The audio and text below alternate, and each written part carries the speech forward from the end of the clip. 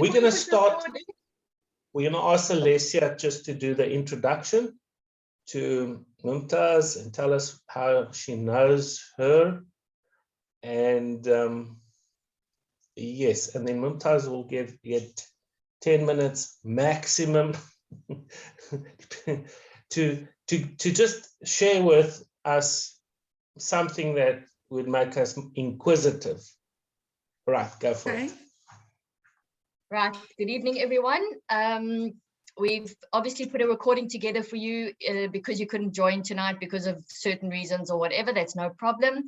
We are very honored to have Mumtaz and Doctor, just help me with the surname, Ladende. Ladende, you got it right. Ladende, Dr. Ladende, which I highly respect. And I'll be very honest, and Doctor, now you need to block your ears. Oh, I do not like doctors in general, because my experience, personal experience, and with both my parents dying of cancer, the doctors did not do much for them. So I have like a kind of a love-hate relationship with doctors until I met this amazing man through this beautiful woman, Mumtaz. So this is the way it goes. Stefan is the relationship builder in our family. And Stefan, Blockies, whatever you want to call him, besides Labby, remember that's reserved for me. Stefan and Mumtaz kind of connected on a level.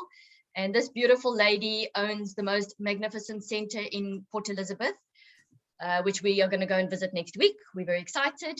And I was really not feeling well at all on so many different levels. I actually didn't even know how to explain how bad I was feeling. And I was just suppressing and suppressing and suppressing. And Mumtaz said, come through to me. Let me do all the blood tests for you. And immediately I saw all these dollar signs or rand signs or euro signs going through my head. And she calmly explained to me how much cheaper it will be going through her, which it was phenomenal. It was amazing. The service is phenomenal there. And not only that, she connected me with this amazing doctor. And I don't say that lightly because remember, I don't like doctors. So this lovely gentleman, Mumtaz actually put a WhatsApp group together with Stefan, myself, this beautiful doctor, this amazing woman, and I had access to this amazing doctor whenever I wanted to. So I could actually reach out to him or Mumtaz and ask questions and say, this is how I'm feeling, this is what I'm doing. I'm not doing well today, emotionally, physically, spiritually, on whichever level. And the both of them would always encourage me, always tell me, okay, don't worry, this is what's happening, you know, and it was really comforting to have these two amazing people. And although my recovery is going to take a little bit of time, I am feeling, let's say, 1,000 times better than what I was. So my heartfelt gratitude to Mumtaz and Dr. Ladende. I hope I said it right, Doc, sorry. I really appreciate you both, and I really appreciate the bond. And I can with confidence say, between Mumtaz and this amazing doctor, reach out to them. That's all I can say. There we go. Thank you for that, Alessia. Roel, do our 10 minutes start now? Carry on, Mumtaz. It's nice on you. Okay, so a little bit about me. That's me. You see me right there on the screen. I have 5 kids, a wonderful husband. And something clicked in our last meeting when we were talking. And I was a networker, and I didn't even realize I was a networker because I thought I was building relationships and friendships. And I realized, but that's actually part of networking. But I think I still prefer to call it friendships and relationships. Yes. And that's actually how I met Dr. Ladende too. It was, I think it was 2014. We'd moved back from the Middle East. The kids were all grown up, and I was looking for something to do. And I've always been passionate about the medical field. And it so happened that I was listening to this radio show, and they were talking about ozone, and it just piqued my interest. And I started doing more research on it. And then I took some of my husband's money and spent it on buying a ozone sauna machine. And I got duped, by the way, but it didn't deter me. I set up a small practice, and then I love doing research and reading up more and learning more about, you know, anything related to the health industry. And one thing led to the other. We found another piece of equipment, and I think I built a lot of relationships. There's Dr. Hilda Landman, and there was Dr. Koja Karu. She put me in touch with him, and he was Dr. Ladunde's best friend. And the two of them flew out to see me. And yeah, and then I think you guys were here for a couple of days, Doc, or just one day, if I'm not mistaken, because you spend most of your time in Cape Town. No, we spent 2 days. We spent 2 days with you. We Yes. spent most of the time in Cape Town. And I must tell you, when this man met me, I knew like this much about medicine. I know about this much now since he's been my mentor. And he did not mock my intelligence. He actually guided me, and it's been an absolute wonderful journey with Dr. Ladunde. And here I am, helping people, building relationships and friendships that I never thought, you know, possible. So, and I mean, I must just add this to the whole story, is that we were living in the US when I married Mohammed, and he wanted to move to South Africa. And no, I did not ask him, do elephants and rhinos walk on the streets? No, I did not do that. It was quite exciting. The move was a bit daunting because I don't have any family here.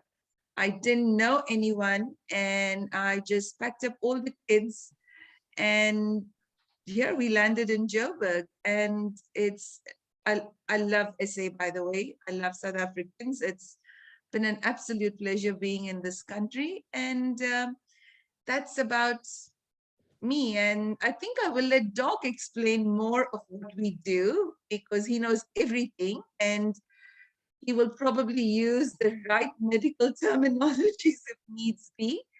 But in terms of our practice at the clinic itself, it's open to everyone.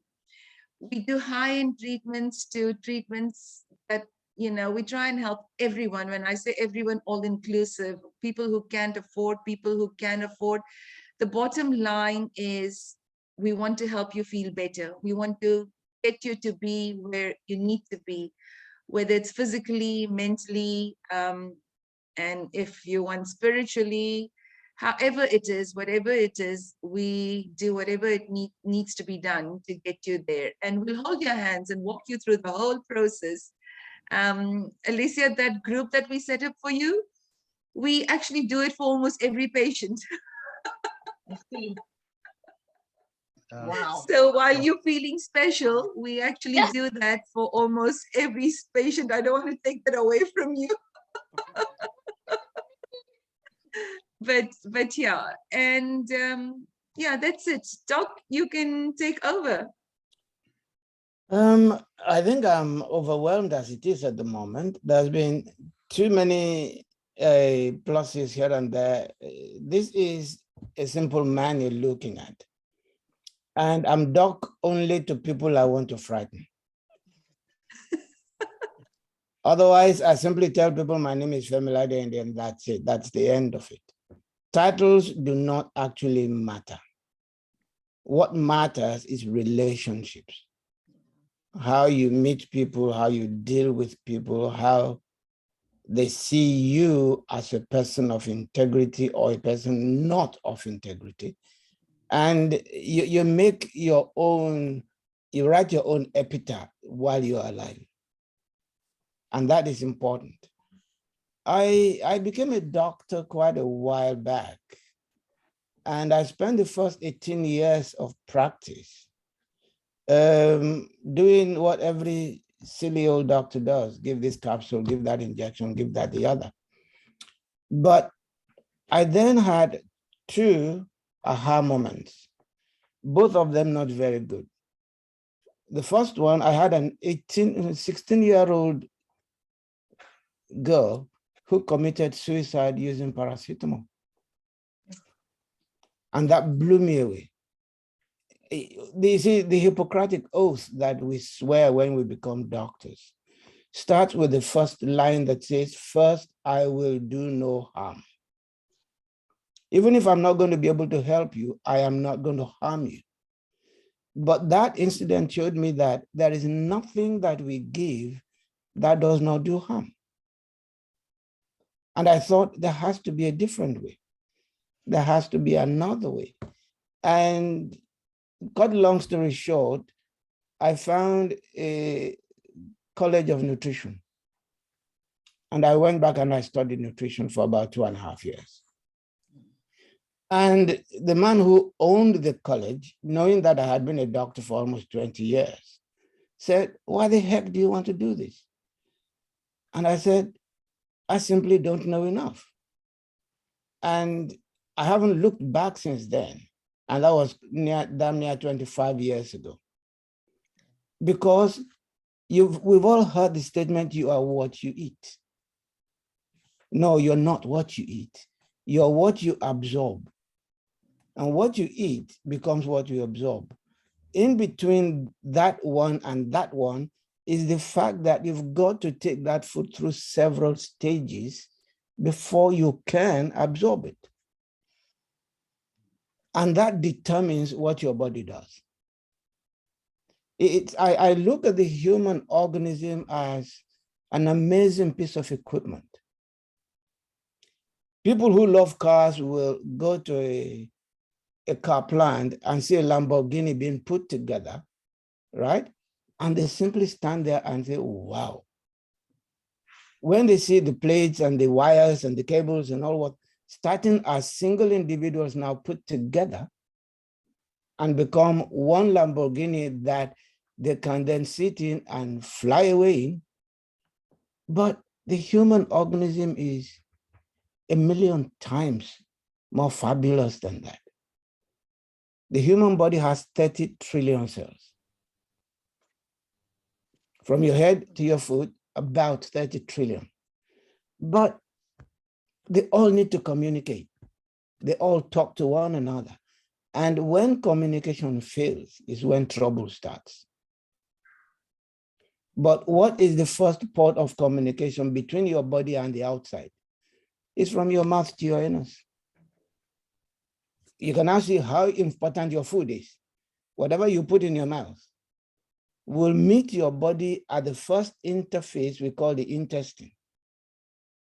That intestine contains 300 trillion microorganisms.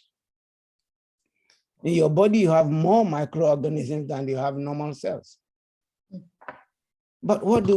We start killing microorganisms right, left, and center. It doesn't make sense. Your skin alone has billions and billions of microorganisms that protect you and benefit you.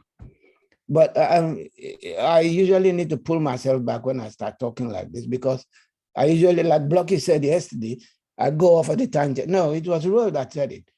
I'll go off at a tangent and start talking about something else. What's important here is to know that there is no disease if you look after your body well. And there is no disease that happens that your body would not have given you warnings for nothing less than 18 months. Mm-hmm. We talk about finding a lump in a woman's breast, right? They say do a self-palpation and you find it. By the time you find that lump, it's been there for between 5 and 8 years. That's it. But what does the body do to make you think before a disease occurs? It throws pain at you. You have pain, you have discomfort, you don't feel, that's why we call it disease. You're not at ease. Your body is saying, hey, look here, listen. How many times have you found yourself walking along the street and you suddenly found a pain across the back of your eye and you clap your hands to it and say, whoa, what was that? And 30 seconds later, you forget all about it. The pain goes away, but you forget all about it. That's your body sending you a signal that something going on, you need to pay attention. Mm. But you will not remember until the pain comes back. When the pain comes back, it comes back double, because you have not dealt with what was causing the pain originally. So it's gotten worse. And that is the way it builds. The body has a language that it tries to talk to you. Most of us have forgotten the language that the body is speaking, so we don't hear.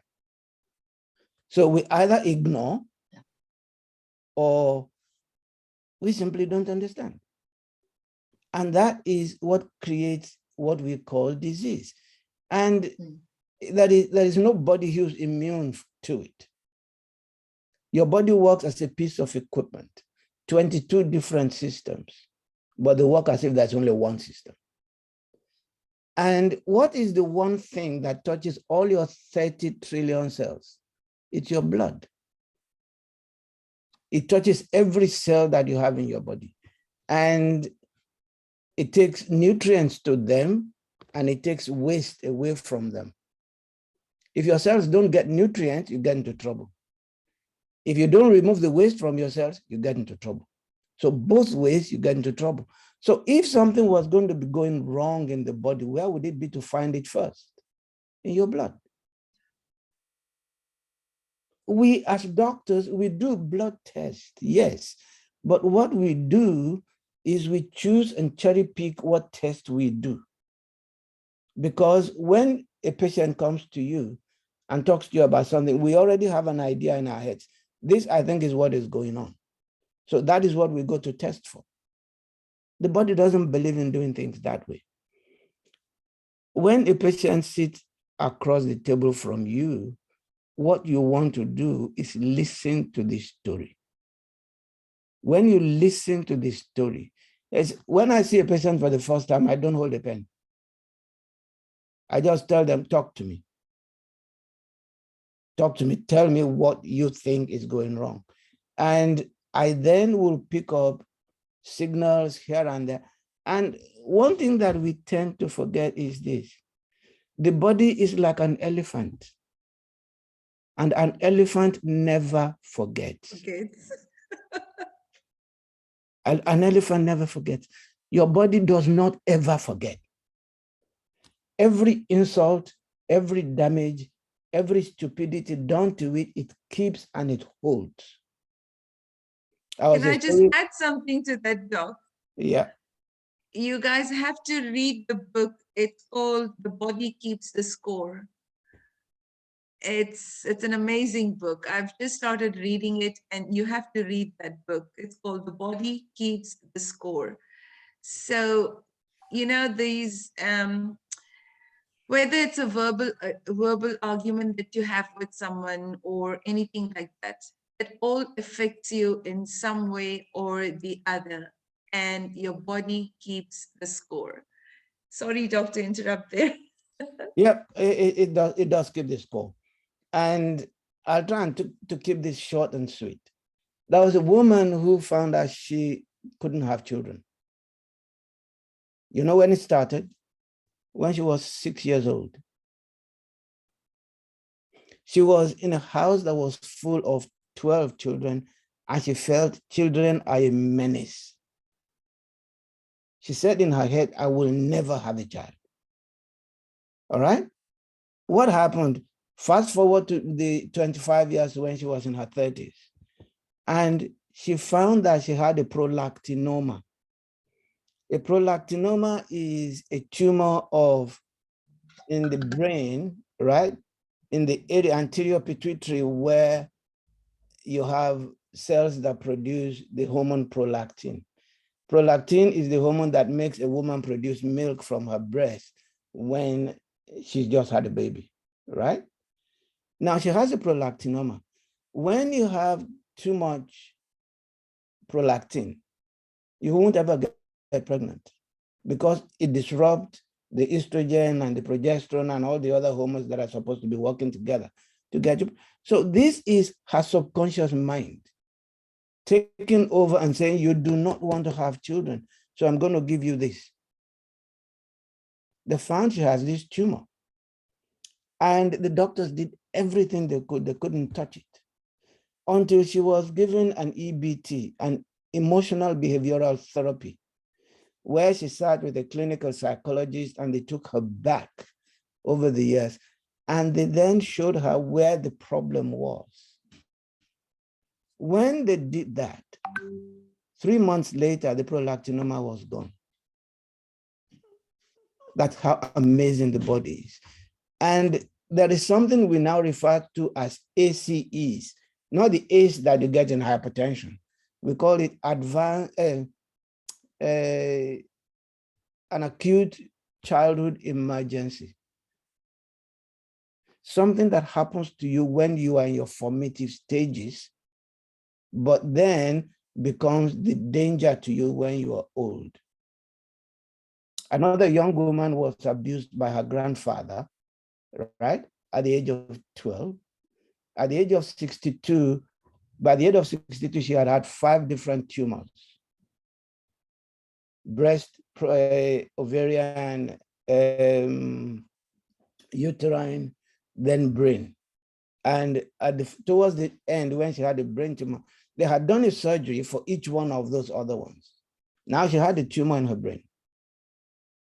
And I said, okay, go and cut her brain out. So you cut every other one out. Go and cut her brain out.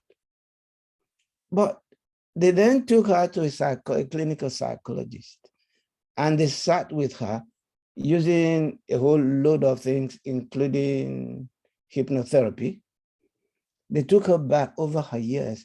She was carrying a guilt feeling that she was the one who did something wrong because she loved her grandfather to bits.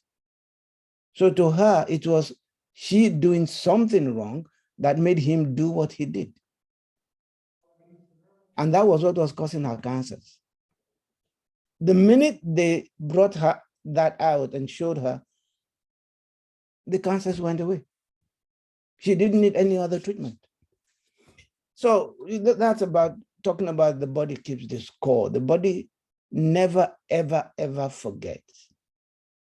And if you ever have an argument with blockies, please make sure you do not sleep on it. Until you've sorted it out, no bedtime. Otherwise, it's going to come back to haunt you.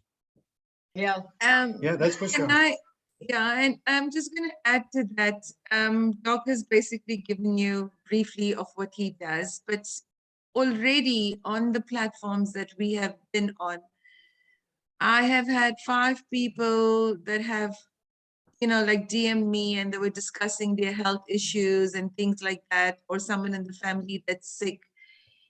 And we've worked with them already, Alicia, just like with you. Doing blood tests, sending them reports, and trying to help them and work with them. So Yeah. yes, the platform has been very useful. So that's why I don't know, giving medical help to someone would be called networking, but I guess in Roel's term, yes, it's networking. But it's quite exciting to be able to do that. It really is. To be able to reach out to people that don't necessarily have this kind of help and this kind of knowledge. And I think Roel will understand this, sharing your dad's story right now, that we need to go back to those methods. We need to go back to those ways. And I'll leave it at that. I think our 10 minutes should be up. Yeah, I'll simply add that the only way I know of to help people is to help them get their body in a functional place where it is working as best it can. It's one of the very few skills I have. So if I really want to, I could put my skill in the shop window and make thousands and thousands of rand or dollar or whatever it is I want. But that is not what gets me. When I sit with a patient in a room and the patient gets up and goes out without a smile on her face, on his face, I have failed. Sure. Because I can tell you, this doctor here is the poorest doctor ever.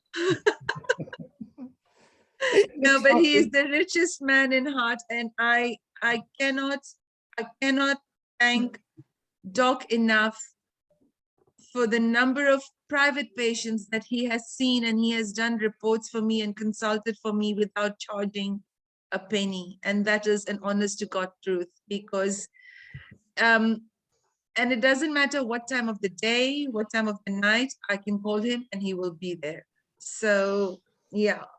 Hey folks, well, this has been longer than what I anticipated, but I have had Sorry, Ruel. so much fun. And it actually is not, the word fun is probably the worst word in the vocabulary to use, because in my situation is when I went to my dad, he has this cancer growth in his face. His face is all swollen up. And, you know, when I was listening to Doc talk about, and I was really wanting to interrupt him on several occasions. I had to keep my mute button muted as long as possible, because I was going, what about, and then the next sentence he says this about emotions, because all physical problems are emotional, spiritual manifestations of grudges and unforgiveness and issues you've had in the past. And it's been so bad that when I said to my family, I said, what does it mean when your face is swollen up? And in the Afrikaans and the English in South Africa, we talk about when your face, your cheeks are bloated is when you're angry. And I said, the fact that he must be angry. What is he angry at? And I went 2 steps further, but I went and spoke to my family, and they said to me, your dad mentioned something the other day, and he's mentioned it more than twice, that somebody did him in. And I worked it out as like 25 years ago this happened. Somebody that was wealthy came and gave him some food, but it was just biscuits. And he was so disappointed that he only got biscuits instead of food. And at that point in time, I realized that this has been growing in his system. And there's a whole lot of other things that came out in my questions that I asked, because my wife does hypnotherapy. And she does it very well. She spends 2 to 3 hours with a person, and she can't go out and advertise it, and because you need all these qualifications. So you got to like basically be ready to die before you can practice. And there's no time. We have to move on with life. We have to learn. We are learning at a 5 to 10 times faster rate these days than they did. I mean, you can do 7 years of university before you even enter university, if you're just willing to allow life to teach you the lessons of life. And Doc, I commend you, and I'm so glad you're having this session. And I think that a lot of people will benefit from this recording, even though the intention was to kind of put some information and marketing out. But I do believe that there are people out there. When we talk about financial stress, and we talk about a whole lot of stresses, that material stress, lack of material stress, petrol price, government being irresponsible, all that gets revealed is our own insecurities and our own issues and our own emotions that have been pushed down, suppressed for so long. And so many people, I was a policeman, and one of my friends is still in the police, can you believe it? And he's working in the crime investigation department. He said more people committed suicide, committed murder, and divorced during COVID than people died during COVID. Yep, absolutely. That was his experience as a policeman, but that doesn't get reported. And so I feel like a session like this would help all of us on this call, because every one of us are actually in the health business. Even though I portray myself, I help people in cryptocurrency, and that cryptocurrency, my business has gone online. If you want to learn something, I have people that can teach you if you want to do it online on one-on-ones, and I've got courses online. So that gives me more time to work with people. I've been doing homeopathic, naturopathic, holistic courses online, one after the other. So we have been pushed into a different direction to learn more than ever. All of us. We have the opportunity that we don't have to go to a university, that we don't have to have qualifications just to be sitting in a class. And we have life teaching us lessons also. Roel, can I just add something to that? There's a doctor, Dr. Mark Rosenberg, and I was listening to his podcast, and he said something very interesting, that these days with Google, the planes have been leveled. A doctor knows what he's been taught at school, but his patients come and teach him more than he learned at school ever. But having said that, there are still some arrogant doctors who undermine the patient, and they're like, well, I don't need a Google doctor to come and tell me how I should be doing my job. So yeah, you're right in what you're saying, that there's so much, you know, I say it's knowledge that's out there. It's not information, and people are learning, like you say, you know. And yeah, I just wanted to add that. I will also add quickly here that there is a statement I made some time ago that I picked up from somewhere. Say the educated man of the 22nd century is not going to be the man who can read and write. He's going to be the man who can learn, unlearn, and relearn. Yeah. You've got to forget what you learned that is wrong and embrace what there is there to learn. I am still learning. I've been a doctor for well over 40 years, but I still learn every day. I'm learning because each human being is different. How Blockies will respond to something that I give him will not be the same way Alessia will respond, right? They're getting the same thing. They're living in the same house. They're faced with the same environment, but the response from their bodies to the same ingredient will be completely different. Yeah. And that is what we all need to learn, that we are all behaving not only because of what we're faced with, but what we had been faced with before and what we have made of those experiences to get to the point where we are now. The essence of it is that does not need to be a disease if we catch it on time. If you can get ahead of the curve. And Dr. Kojo and I were talking about this. Dr. Kojo is the friend of mine that I met Mumstad with first. We need to get, he's been screaming at the American government and all the other governments. Look at this virus people are jumping up and down about. Get ahead of the curve. Don't wait for the curve to happen. The human body knows what to do.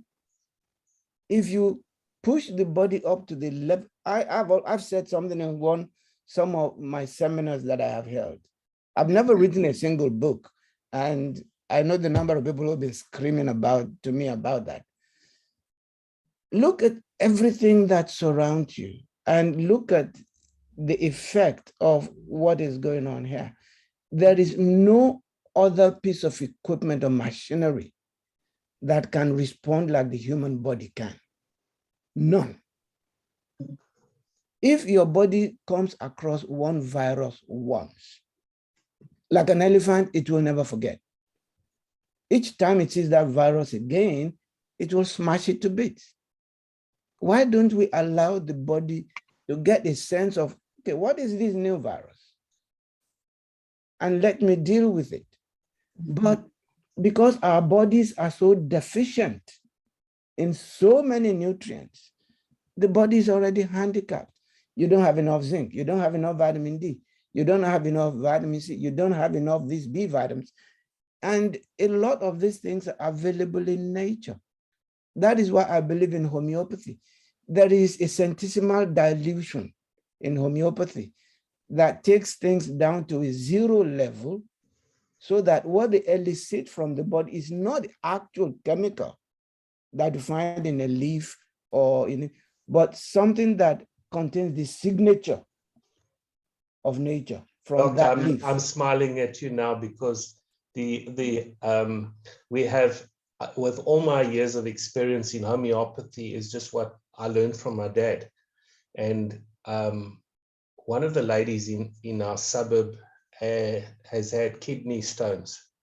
And there's a very simple homeopathic remedy, diascorea, which I just told my wife, give that to her, it will sort it out. And she finished the bottle. I mean, diascorea, you take 1 or 2 doses and you're fine.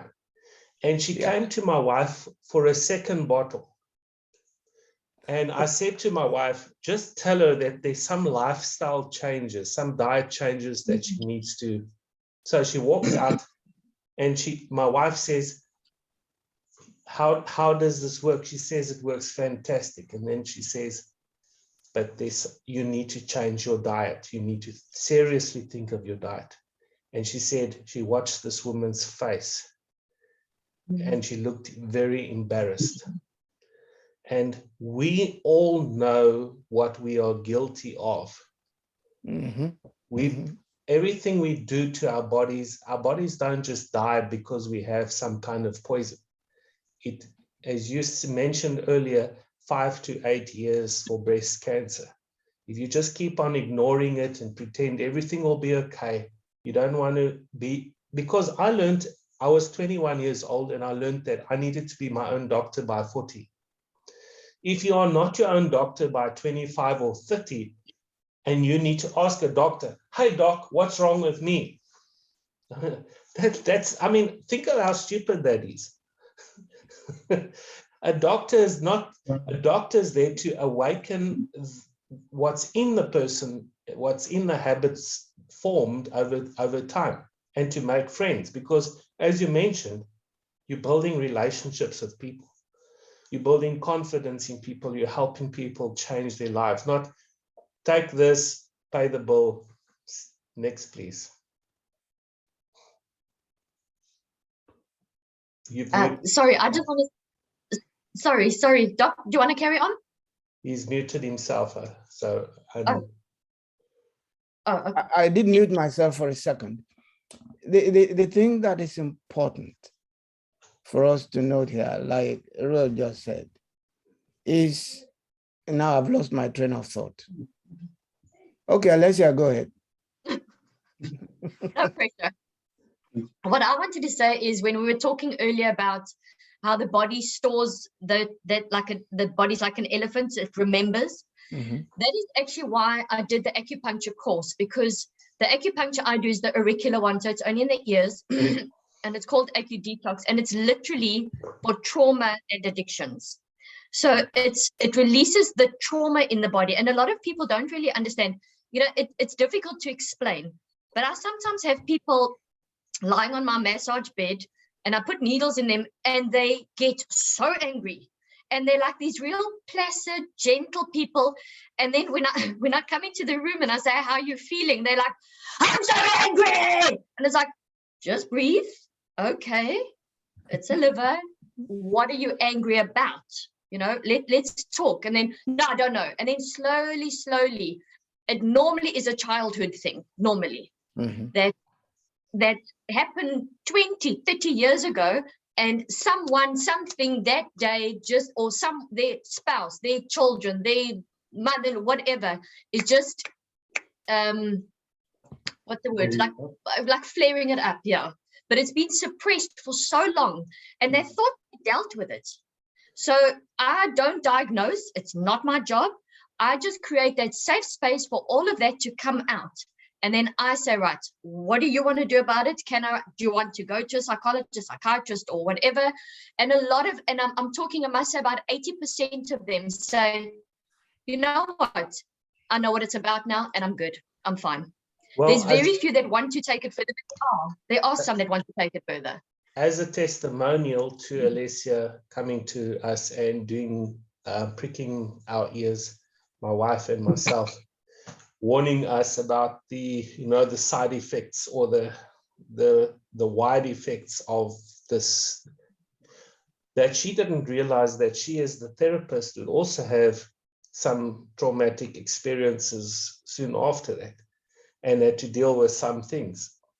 And it shows how connected we are as human beings, that there's no chances that happen. There's no, you just meet somebody by accident, you talk to someone about something by accident, that and I think that's one of the reasons why we are having these calls and why we formed this group, is to bring people into a space where you can be talking to like-minded people.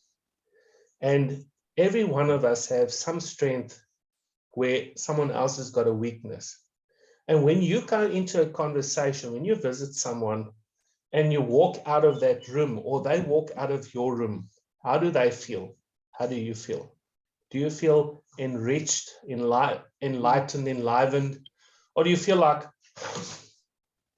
I don't want to go back there. I don't want to feel like this again.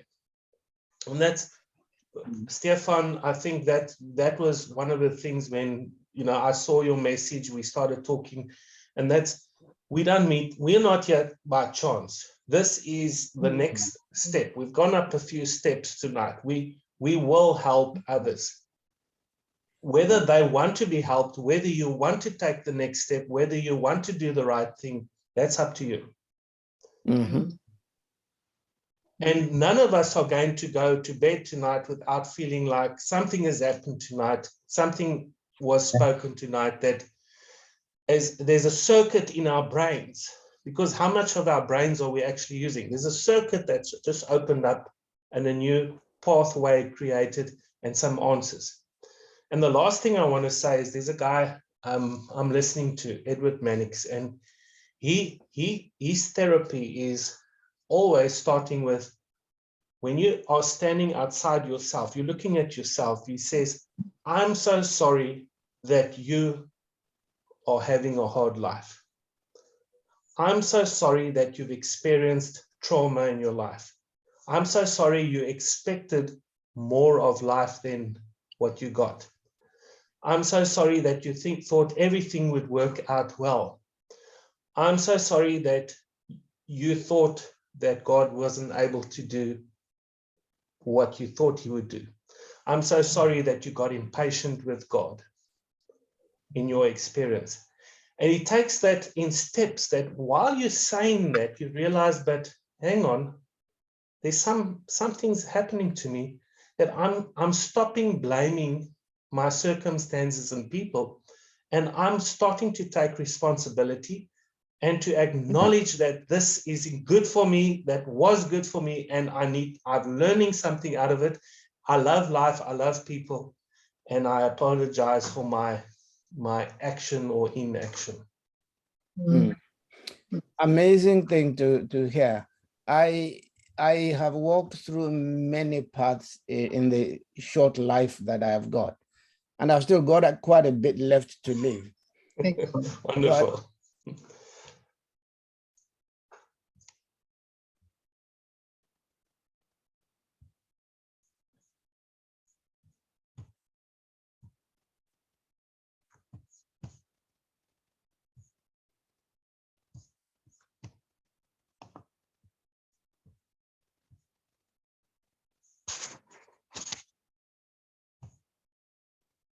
The life of me, I couldn't believe why I wanted to be a teacher.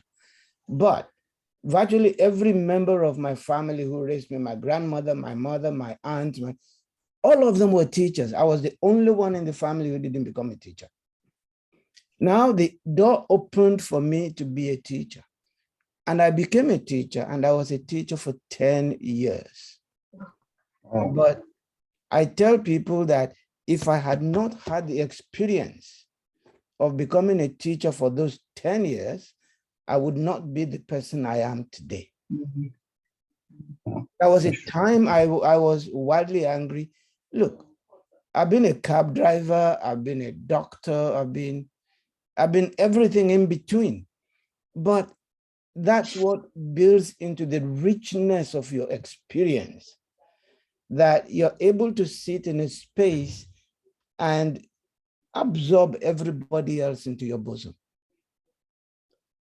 People tell me, I wrote a report for a patient in America, and she took it to her doctor, and her doctor said, "Who the heck wrote this report? No, this is impossible. I've never seen a doctor write a report like this." But I learned from the experience of having to teach 11-year-olds and 12-year-olds and 13-year-olds who really don't want to learn. Teach them to learn anyway. And that is very, very difficult. The very first time I had an inspector in my class during a teaching lesson, at the end of the lesson, the inspector came up to me and said, "Dr. Adende, you know what? You're a brilliant doctor, but you're a useless teacher." Said, because what we're looking at is not what you know, it's what they learn. It is what they learn that is important. He came back to my lesson again about 6 months later. At the end of the lesson, he said, "Now, Dr. Adende, you have become a teacher." Now, that was a growing up process. That was a graduation process. But I have taken that into my primary space of being a doctor. And I'm ready to talk to any patient, regardless of what condition it is, for 10 hours if I have to. I would explain and explain and explain. I'll find a different way of explaining until they get what I'm talking about. Because it is important that they get what I'm talking about. Yeah. And I also tell them, please don't look to me. I can't heal your body. Your body will heal itself. All I've got to do is create the environment for your body to do the job that it was created to do. Fantastic. There's I a think I'm saying, starting Doc, to where they say there's none as deaf as those who don't want to hear. And absolutely. I've found in my life, even reading books, there were certain books that were given to me. One of them was called Zachariah Sitchin, called The 12th Planet. And when I read the first 20, 30 pages of the book, I just like, this is too much for me, and I put it away. And a year or 2 or 3 years later, when I was actually in that space, so it's like a grade 1 reading a grade 5's manual. And it took me time to get to that level. And then I knew exactly which book to find to get access to that information. And that made sense to me. So when somebody's not listening to you, it's because they're not ready, or they're unwilling to learn, or they're not willing to change. That's, just some of the reasons why I feel that it's not because you're a bad teacher. And of course, we also have different personalities and we don't always respond. One of my specialities is when I went on public television, I used to do, when people phone in because of relationship problems, I just say, give me a his and hers birthday and I'll tell you exactly what's happening between the two and what's going wrong and compatibility issues.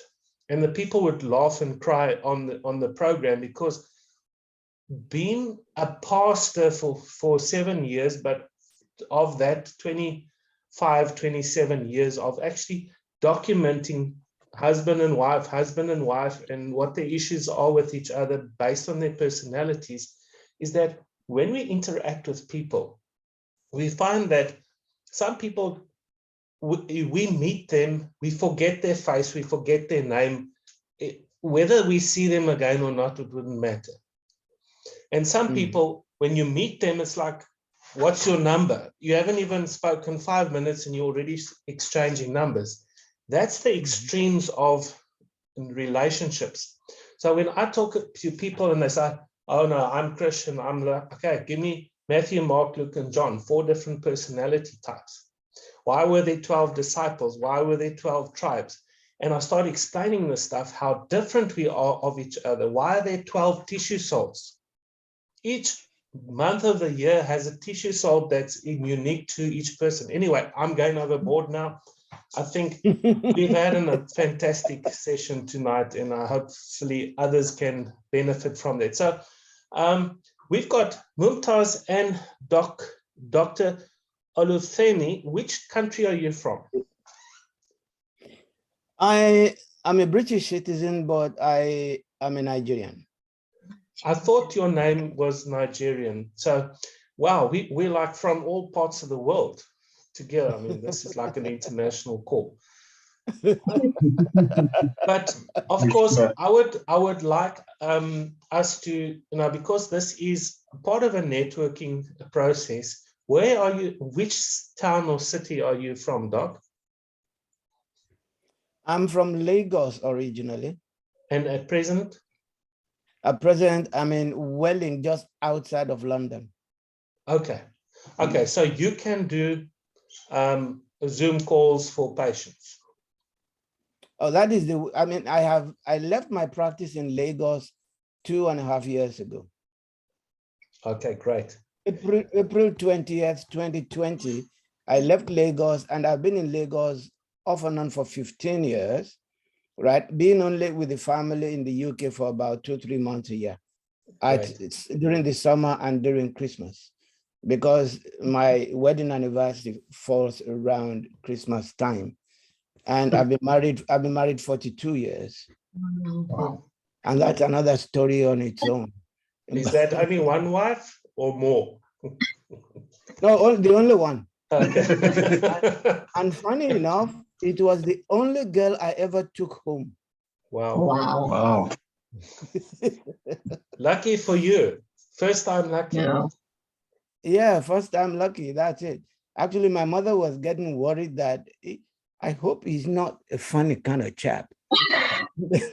Because they never saw any girls with me. I didn't have time for girls. I was too busy being a rascal. I was playing football and doing all sorts of crazy things. And my mother had to speak to one of my best friends in the university. And she called him and said, please tell me the truth. Is my son okay? And I got so mad. I drove 100 kilometers to where my mother was living. And I said, if I ever hear again that you ask anybody about me, you're going to be in trouble. Well, thank you. Thank you. And Mumtaz, you are based in Port Elizabeth. Yes, I'm out in Port Elizabeth, yes. But you know what? The world has become so small. We don't have to travel far, It's just a matter of I send you the report, do your blood test, send me the results. I send it off I load it on the software, doc does the report, and then we organize a teleconsult and we're all done. Great. So for those people who are, inquisitive, and what do you specialize in?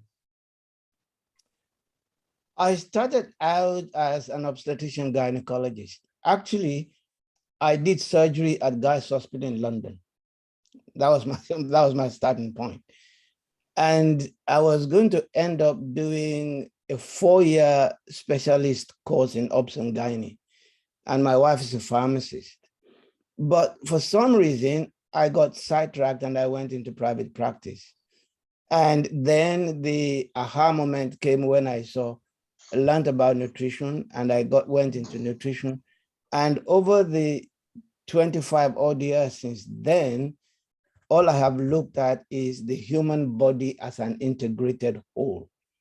So I'm an integrative medical practitioner. Fantastic. So it's a holistic approach.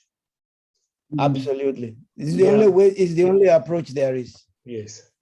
Well, I want to really take this to the next level, but I just want to do this call to create curiosity and interest and a possible referral. We're going to use this as a referral-based kind of a platform so that everyone can benefit from it, because while this call is on and somebody's watching, they would relate to different, sentences and people on the call. And I think, Alessia, you're going to do one of the next sessions on what you do, and I will get Nelda to do the next session, because I have realized more than ever, I mean, there's lots of business opportunities that we're going to discuss, but let's talk about health first.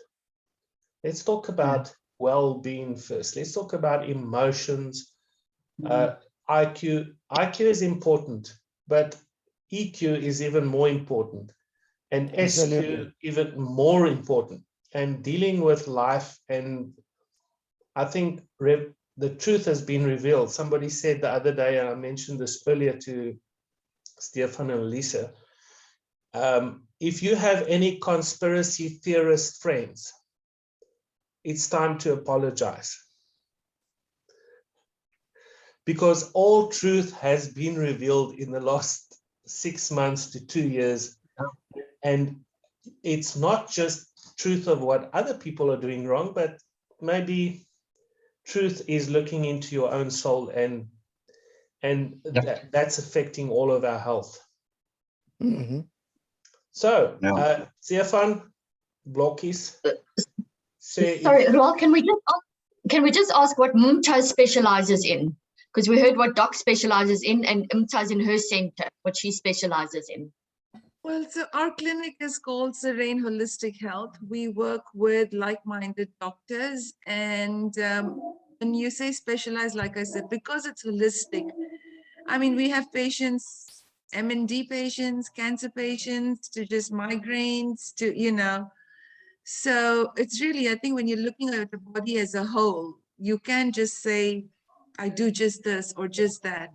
And we're always looking at ways to incorporate and integrate more services for the patients, you know. So Roel, if I give you a call or if I'm stumped about something, don't be surprised, because I know you know. Okay, so send me that kidney stone remedy now. do you have a standard rate that you charge? Yes, we do. So Doc normally charges 150 pounds or $250, something like that, for his report. But for us South Africans, he does it at 1,500 rands. So there you go. Okay, good. So, I mean, I don't want to go too much into pricing now, because I know we are in a situation where we want to help people. And if somebody comes to me and they say, I want to do a crypto traders course, and I tell them it's going to cost them X amount, and they say, I can't afford it. I say, well, then, yeah, we can talk. I want to help you. And I think that's the whole thing. The more people we can, because I don't want somebody to look at a doctor as an unapproachable person. And I think all of us want to be approachable. But I also did mention on the group today is that because you got a skill and because you learned in something, there's something that you are willing to give away.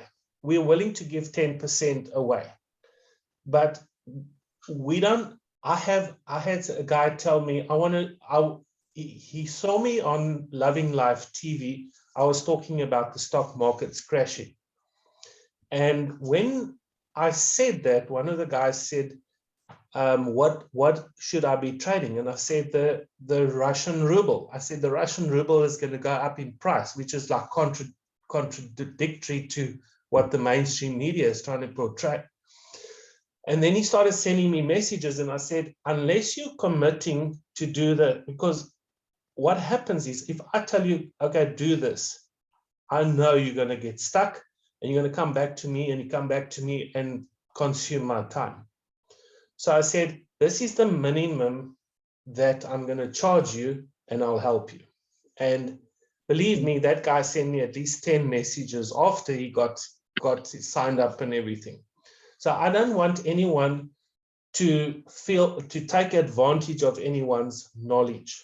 And these sessions are sessions that we give free to people to change their lives. And if they feel like they've gone too deep or they've messed up big time and they feel that the information they've received from this session is good enough, but they need individual attention. That's where you folks are going to come into the picture. And what have you spent in your life messing your life up? That's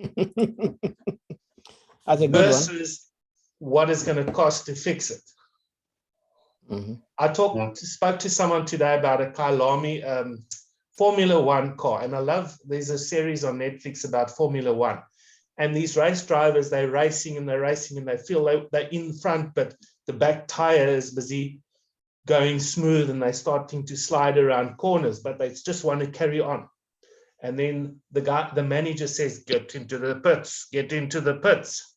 I don't want to stop. I want to go. And then sometimes they stop, they get fixed and they come second or third or first. But when they don't stop, they make an accident. Mhm.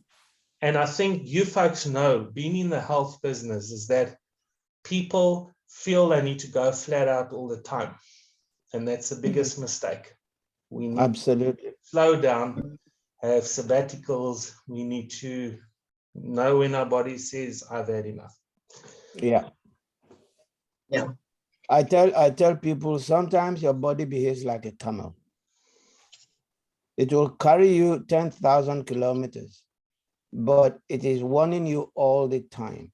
But the minute the camel sits down, that means it's not going anywhere again. You can kill it if you want, but it's not going to get up and go again. Your body is exactly the same way. Yes. Your body gives warning after warning after warning. And when you do not listen, it breaks down. I keep telling my patients, you can take a holiday or you can let your body take the holiday. Yeah. When your body takes the holiday, you are no longer in charge. Your body will take as long as it bloody well wants, and you might end up 6 foot under. Ask me, I know. I just pushed and pushed only because of our circumstances. And I kept telling myself, you're fine, you can do this, you're fine, you're strong, you can. And then April, my body just said, done, enough.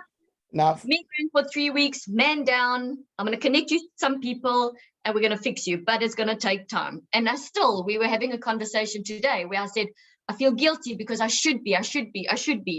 And Stefan said to me, do you want a migraine for 3 weeks again? Your choice. Your Carry choice. on.